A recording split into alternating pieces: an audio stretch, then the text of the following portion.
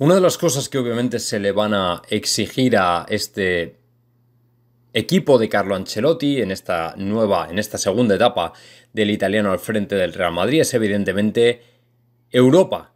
Europa tiene que ser el gran objetivo de Carlo Ancelotti para el Real Madrid, puesto que lógicamente Real Madrid y Europa, Europa y Real Madrid, Champions y Real Madrid, o como queráis llamarlo, creo que son un matrimonio inseparable que tiene que ir todos los años ligados y de la mano.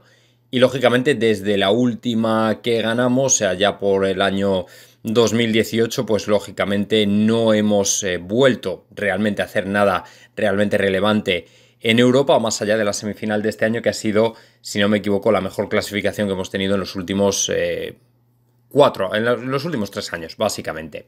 El asunto es que, lógicamente, Carlo Ancelotti, cuando se trata de Europa, es un entrenador que conoce el panorama europeo porque no solo ha entrenado en diferentes ligas, ha entrenado en Inglaterra, ha entrenado en Francia, ha entrenado en Italia, ha entrenado en España, sino que además, a diferencia de Conte, a nivel europeo sí que tiene un palmarés bastante interesante. Recordemos, ganó las 2 Champions con el Milan en las temporadas, quiero recordar que hacia 2006-2007 aproximadamente, como entrenador y como jugador, ¿vale? Y como jugador también, o sea, no es que digamos, no, es que lo hizo una vez y tal, no, en temporadas 2002, 2003 y 2006-2007 ganó con el Milan la Champions, la Supercopa de Europa y el Mundialito de Clubes, ¿vale?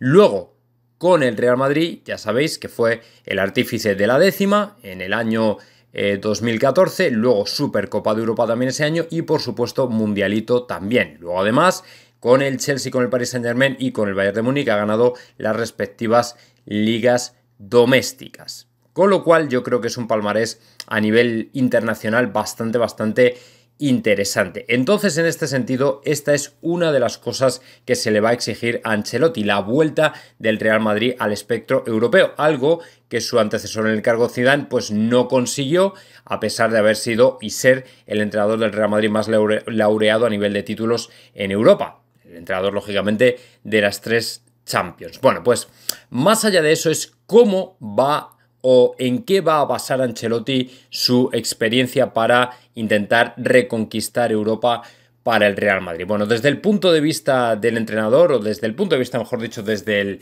aficionado, que es el que vengo a dejaros aquí, yo creo que el plan de Ancelotti para conquistar Europa es, número 1, importantísimo, porque para él es importantísimo tener una buena relación en el vestuario, y esto no lo digo ni en plan positivo ni en plan negativo, sino asumiendo la parte positiva y la parte buena de esto, pero también la negativa, y creo que no hay que ser muy inteligente para saber a qué me refiero, es decir, para llevar un proyecto adelante o un proyecto a cabo como este es bueno tener buena relación lógicamente con los jugadores, que son los que tienen que proyectar sobre el terreno de juego tus ideas, pero por otro lado la sobreconfianza, la generación de determinadas actitudes, hábitos tóxicos dentro del vestuario a nivel de que muchos jugadores malentiendan y malinterpreten una buena relación con el entrenador. Esto también puede ocurrir, ojo, pero creo que en general la buena relación con el vestuario va a ser esencial y en este sentido creo que Carlo Ancelotti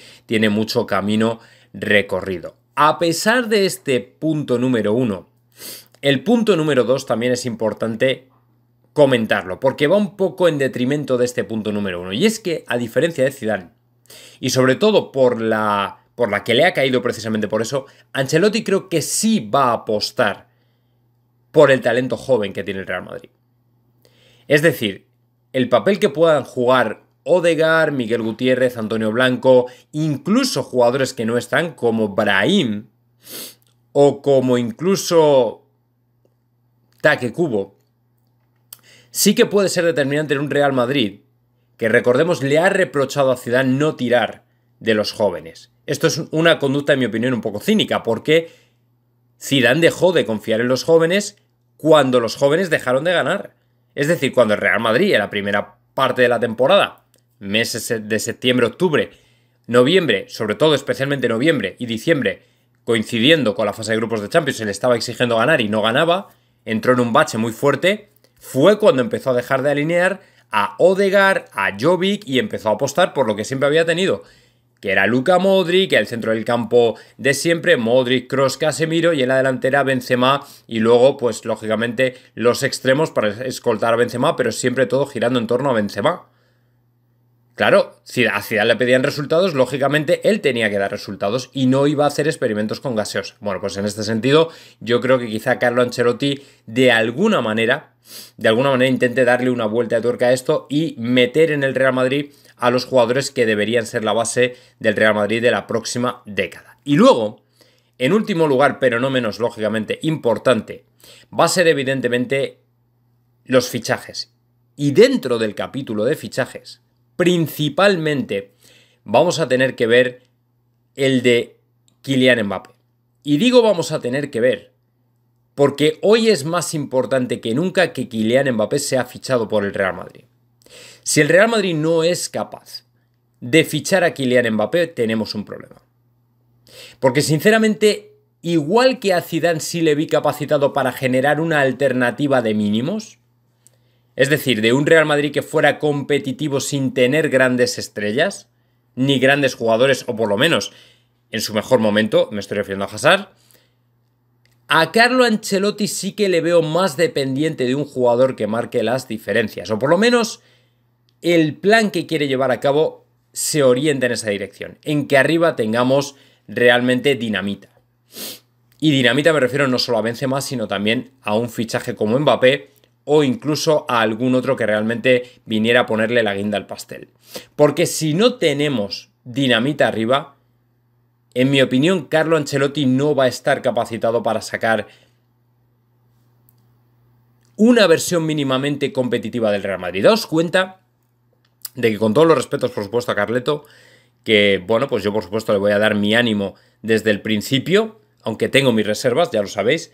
Lo cierto es que Carleto en los últimos tiempos, más allá de estas incursiones en, lógicamente, pues Juventus, Milan, Chelsea, Paris Saint-Germain, Real Madrid, Bayern de Múnich, equipos, lógicamente, de primera talla, daos cuenta de que era fue entrenador del Nápoles, ¿vale? Nápoles, con todos los respetos, un equipo pues que, bueno, pues tampoco estaba dentro de las quinielas al Scudetto, y el Everton.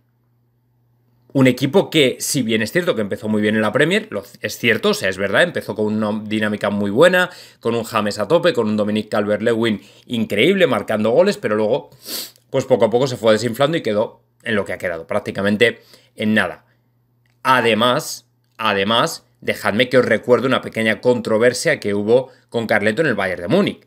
Y es que Robben, recordad que, bueno, se filtró por ahí, el 2 de octubre, quiero recordar, de 2017, decía que su hijo en el colegio entrenaba más que ellos, en el Bayern de Múnich.